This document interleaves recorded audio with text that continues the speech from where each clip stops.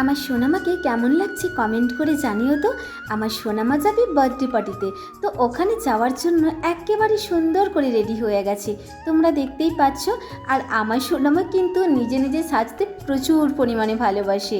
ওকে আমি শুধু এই ক্লিপটা পরিয়ে দিয়েছি আর দুটো চুটকি করে দিয়েছি, বাদ বাকি কিন্তু ও নিজে নিজেই করে নিয়েছে।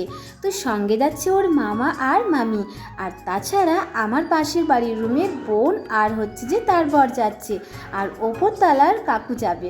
তো সবাই মিলে হচ্ছে যে যাওয়ার জন্য একেবারে রেডি হয়ে গেছে। আমি যাব না, আমার শরীরটা খুব একটা ভালো নেই, সেই জন্যই কিন্তু আমি গেলাম না।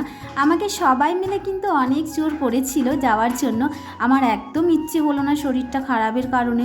তো বললাম যে যা তোরাই যা, আমি হচ্ছে যে ঘরেই থাকি।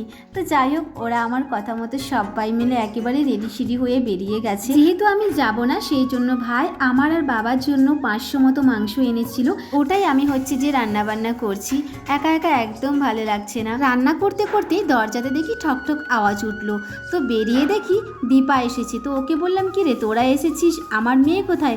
বলছে ওরাও আসছে। তো সেই জন্যই আমি হচ্ছে যে পাঁচিলের গায়ে দাঁড়িয়েছিলাম। তো দেখি মাম্মাম সোনা একেবারে চলে এসেছে। আমার যে কী আনন্দ লাগছে ও বাড়িতে আসতে, কি বলবো। সত্যি ও বাড়িতে না থাকলে আমার কিছুই ভালো লাগে না।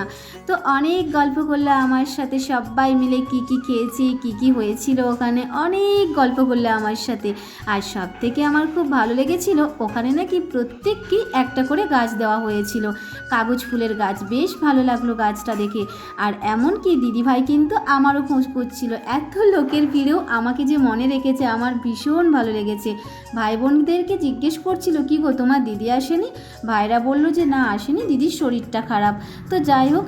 আর হ্যাঁ, তোমরা হয়তো অনেকেই ভাবছো কার বার্থডে, তখন থেকে বার্থডে করে যাচ্ছে। তো বার্থডে হচ্ছে আমাদের রুমের পাশের হচ্ছে যে বাড়ির একটা ছোট্ট ছেলের বার্থডে ছিল, 5 বছরের জন্মদিন পালন করা হলো।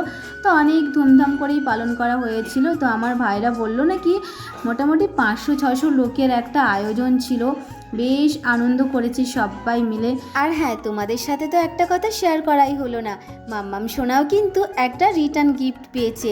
গিফটগুলো পেয়ে মাম্মাম এত খুশি কি বলবো।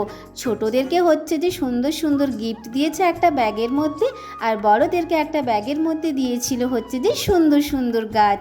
তো মাম্মাম সোনাই যে পাখাটা হাতে নিয়েছে দেখতে পাচ্ছ, এই পাখাটা দিয়েছে।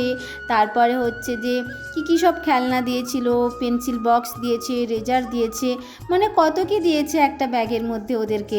আমি এখন বলতে পারবো না ওকে কি দিয়েছে। ও তো বের করে এদিক সেদিক খেলাধুলা করা শুরু করেই দিয়েছে আগে। তো চলো আজকের ব্লগটা শেষ করলাম, টাটা।